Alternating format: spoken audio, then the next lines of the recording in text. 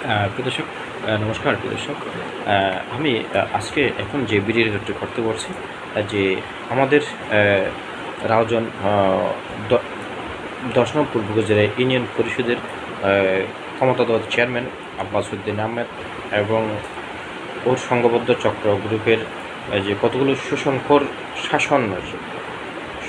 শাসনের বিষয় নিয়ে কিছু আমি উপস্থাপনা করতে যাচ্ছি, যার সচিত্র বাস্তব। প্রিয় দর্শক, বিষয়টা হচ্ছে এই হোল্ডিং ট্যাক্স নিয়ে। আমাদের বাড়ি এক ছালের মধ্যে আমরা 3 ভাই থাকি। একটা এক্সাম্পল, প্রত্যেক জনগণের সুবিধার জন্য কথাটা বলেছি। এক বাপের এক পরিবারের ছালের মধ্যে এক বাপের সন্তান থাকে 3 ভাই, এক বাড়িতেই থাকি সবাই। কিন্তু এক বাড়িতে যদি থাকি, আমার কাছ থেকে নিয়েছে এখানে 1000 টাকা হোল্ডিং ট্যাক্স। এটা আমি বিডি রেকর্ডের সাথে সংযুক্ত করবো প্রদর্শন, এবং আরও বেশি চেয়েছিল, 3000 টাকা মতো চেয়েছিল। তখন ইউনিয়ন পরিষদের মধ্যে তাদের কতগুলো চৌকিদার আছে, তারা ডিসির মতো ক্ষমতা দেখায়। তাদের ইচ্ছা মতো যদি হোল্ডিং ট্যাক্স দেয় তাহলে এলাকার মধ্যে থাকা যাবে, এবং যদি ইচ্ছা মতো না দেয় তাহলে আমাদের জন্য ভয়ানক দিন রাত কাটাতে হবে এলাকার মধ্যে। যে একজন মানুষ শেষ পর্যন্ত আমি 1000 টাকা দিই। এক বাপের ঘরের মধ্যে যদি 3 ভাই থাকে, একটি হোল্ডিং ট্যাক্সে যথেষ্ট। কারণ এটি হওয়া মানে মানুষের উপর অত্যাচার, নির্যাতন, জুলুম করা। প্রিয় দর্শক, এইভাবে টাকা কামাচ্ছে ইউনিয়ন পরিষদের মধ্যে। প্রিয় দর্শক, এগুলো মানুষের মরার উপর খরার গা। এবং আরেকটি বিষয় তৈরি করেছে, এখানে একটা দিয়েছে MIS পদ্ধতিতে ব্যবসা বাড়ে ঘর জরিপ। এখানে আরেকটা ইনকামের জবরদখল কৌশল তৈরি করছে। কী করে মানুষ বসবাস করবে, আর দেশের মানুষ এটা কত নিকৃষ্ট মন মানসিকতার ক্ষমতাধর এই শাসন দেশের। আচ্ছা যাক, আমি এই দুটি প্রসঙ্গ নিয়ে বোঝাতে যাচ্ছি। বর্তমান দেশের পরিস্থিতি, এই মানুষ শতকরা 50-60% মানুষ এনজিও থেকে ঋণ নিয়ে বিভিন্ন ঝামেলা ম্যানেজমেন্ট করতেছে। যে আমি নিজেও ঋণের উপর নির্ভরশীল। আমি তো এমনি টর্চার, তাদের অত্যাচার নির্যাতনে খুব অসহায় পরিস্থিতির ভুক্তভোগী মানুষ। আর আমি একজন প্রতিবাদী। 60-65% মানুষ ঋণের উপর নির্ভরশীল। মানুষ প্রতি মাস, সপ্তাহে 15 দিনে ঋণ দিতে অপারগ হয়ে যায়। সেই জায়গায় এই যে হোল্ডিং ট্যাক্সের তাপমাত্রা ডিগ্রি বাড়িয়ে নিয়েছে। মানুষ কীভাবে এটা ট্যাকেল দেবে জিনিসগুলো?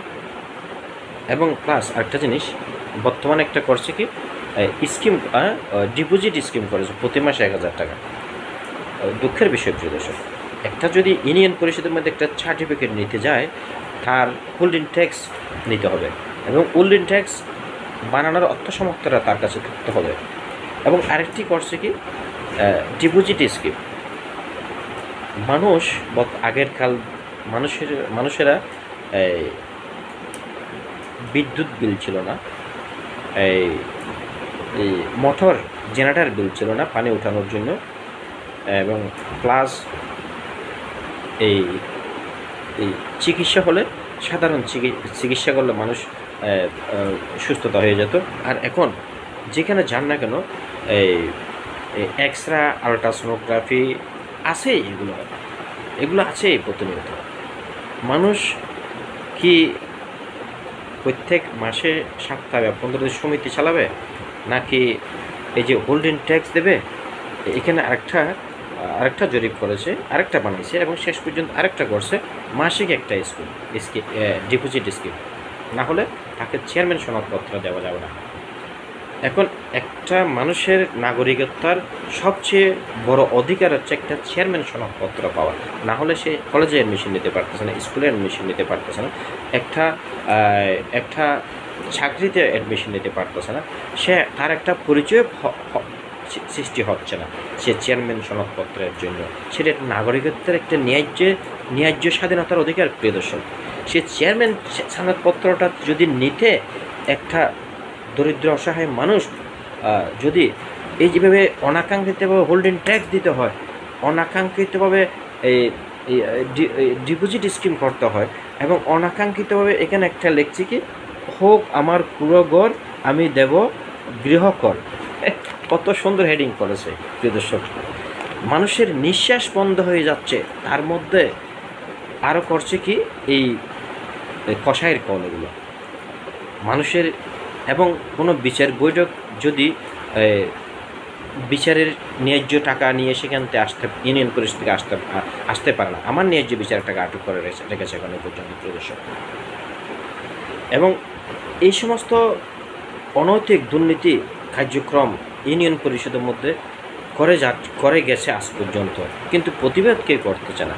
কিন্তু আমি প্রতিবাদ করি বিধায় আমাকে বিভিন্ন কৌশলে কণ্ঠসা করে রেখে জেলের উপর জেল মামলা দিয়ে আমাকে হ্যাং করে রেখেছে আমাকে। কিন্তু আমি প্রতিবাদ করতেছি কাদের জন্য? মানুষের কল্যাণের জন্য, জনগণের জন্য। কিন্তু আমার পাশে কাউকে পায় না 1996 সাল থেকে আজ পর্যন্ত প্রিয় দর্শক। এটা সত্যি বাস্তব প্রিয় দর্শক। 10-এর লাঠি 1-এর বোঝা, এখনও পর্যন্ত সেটা আমি অনেক কষ্ট, অনেক দুর্ভাগা জীবন নিয়ে বেঁচে আছি প্রিয় দর্শক।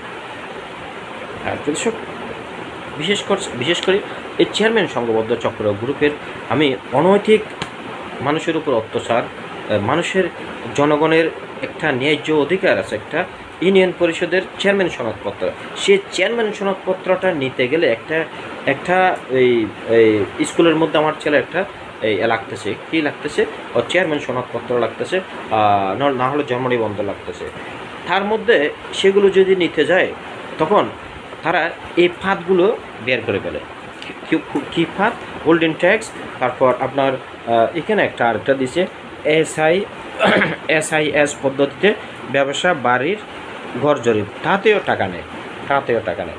এগুলো কোন ধরনের এই রাষ্ট্রীয় এই জনসাধারণের সেবার ক্ষমতাধর চেয়ারম্যান সংঘবদ্ধ মেম্বার বা সরকারি মানুষ, আমার বুঝতে অবাক লাগে জিনিসগুলো। মানুষ এমনি নিঃশ্বাস ফেলাতে পারতেছে না। এনজিওর কিছু মানুষের আগের কালের মধ্যে এই সমস্ত বিষয়গুলো ছিল না। এই ইলেকট্রিক বিল, পানি উঠানোর বিল, এই চিকিৎসা করতে গেলে এক্স-রে, আলট্রাসোনোগ্রাফি, বিভিন্ন বিষয়, এবং হোল্ডিং ট্যাক্স, এবং যেখানে 5 টাকা সেখানে 5,000 টাকা, এবং ডিপোজিট স্কিম, এই সমস্ত বিষয়গুলো ছিল না। এখন মানুষের পরিস্থিতি অনুযায়ী মানুষ কত কষ্ট করে হিমশিম খাচ্ছে নিজের সংসার, নিজের জীবন জীবিকাকে নির্বাহ করার জন্য, সুরক্ষায় জীবনযাপন করার জন্য। তার মধ্যে এই সমস্ত বিষয়গুলো অনাকাঙ্ক্ষিত খরচ মানুষের উপর, এগুলো অত্যাচার করে, এগুলো নির্যাতন করে, এগুলো আমি কোনো প্রকারে মেনে নিতে পারি না প্রিয় দর্শক। ধন্যবাদ প্রিয় দর্শক, ভালো থাকুন, সুস্থ থাকুন, নমস্কার সবাইকে প্রিয় দর্শক।